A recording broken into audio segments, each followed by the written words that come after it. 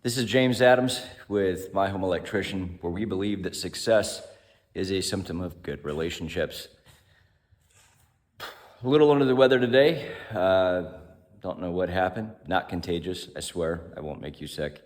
And just lost my voice. So today I sound, I don't know, manly first. So real quick, this is a recap video. We did a in progress video on this.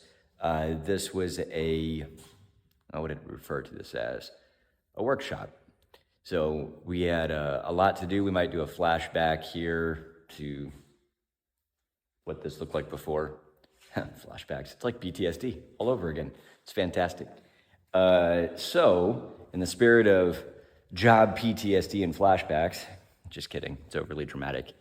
So let's talk about what they started with, what they did. Outside, this is ran in plumbing pipe, not even Schedule 40 irrigation pipe.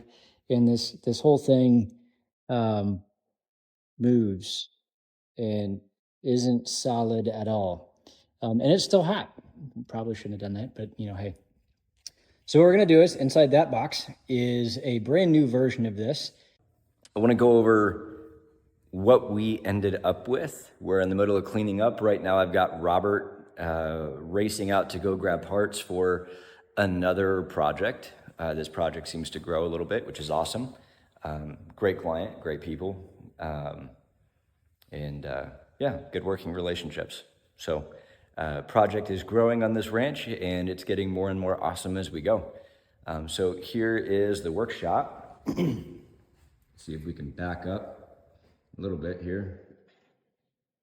Yeah, I can zoom that out. I like that. Again, I know you're like, dude, it's still a big metal barn. But here's what we did. You might know or remember or go look at that other video. This was an absolute poop show. Let's be polite for today. We ended up taking this guy apart, the old panel. Actually, I won't show you that demoed piece of garbage. And it was just floating there. So we got our ground contact in.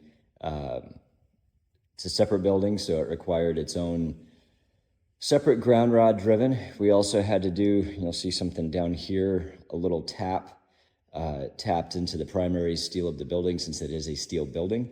So it also needs to be grounded, so we don't, have a situation where the steel of the building can be energized and run into problems. Needs to trip something. And then we ran everything in here in MC or metal clad cable. We've got our 10 outlets up high, our one down low. We got everything strapped in and hidden relatively neat for a shop. We even did an outside light, added that in. And then up top, we're just gonna look into these lights because that's awesome. We've also got our outlets up top that make it easier for the client to replace, add, or change lighting. And all the up high plugs up in the ceiling are all just switched to this switch, which, as we discussed before, is gonna be relocated off of this door frame at some point when they finish framing this all in. We ended up having to do something here that was not according to plan, and that was a tap box. We'll call it a tap box. It's within 2 feet of the panel. But basically, we had to extend the circuit that was ran out here because somebody in their infinite wisdom had decided that they would try to splice inside of the pipe, which is not only illegal and unsafe, but just wildly dumb. So we had just enough wire length to get a box and taps put into there, ground the box, run back up, and make it all work. So there's a little bit of cleanup that had to happen along the way. But overall, it's pretty cool, pretty nifty. All the boxes look like this. Ooh, very industrial. Doesn't have to look industrial, but for this client, this is what we were wanting to do. And then we got all of our strapping within the appropriate distance from the box, as well as our strapping that code requires. Actually, we overstrapped that just to make it look neat for it to be supported. But yeah, so this location's done. We got the mother-in-law suite knocked out. We got this one knocked out. We are today working on the well house, which we'll do I don't even know if we'll do a video of that. That one's just getting made safe, but there's a lot of existing work that was done in that building that I would not put my stamp of approval on. I'll cover it under my liability because I touched it last, and so we have to make it safe, but it's nothing pretty, that's for sure. And on that one, the budget is not going to get spent on fixing a well house. So goal, make it safe, make it code compliant. Those are usually the same thing, but sometimes common sense dictates that we need to exceed code. Letter of the law sometimes isn't enough to accommodate common sense. But yeah, so, and then in the future, if we're looking out here, that's the main house out there, sort of see it. And there's the mother-in-law suite. We're advertising for Ford. You're welcome, Ford. Out here, just past these two trees, there's going to be a big horse stable and horse barn.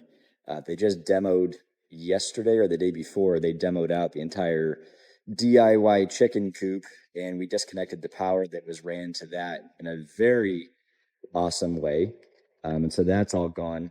And we're going to run more power from here in a conduit up and over. We'll come back down, go right out this wall, and then the client is going to have somebody trench between A and B so we can get a, I don't know, little tiny 125 amp, 30 amp fed sub panel out there so they can just do some basic plugs and lights and basically do a slightly miniature version of what we did in here over in the new horse barn once it gets built. So anyway, a little long-winded today, a little under the weather, so I apologize for talking in circles if I did. Pretty sure I did. But yeah, this is James Adams with My Home Electrician, where we believe that success is a symptom of good relationships. Y'all have a great day.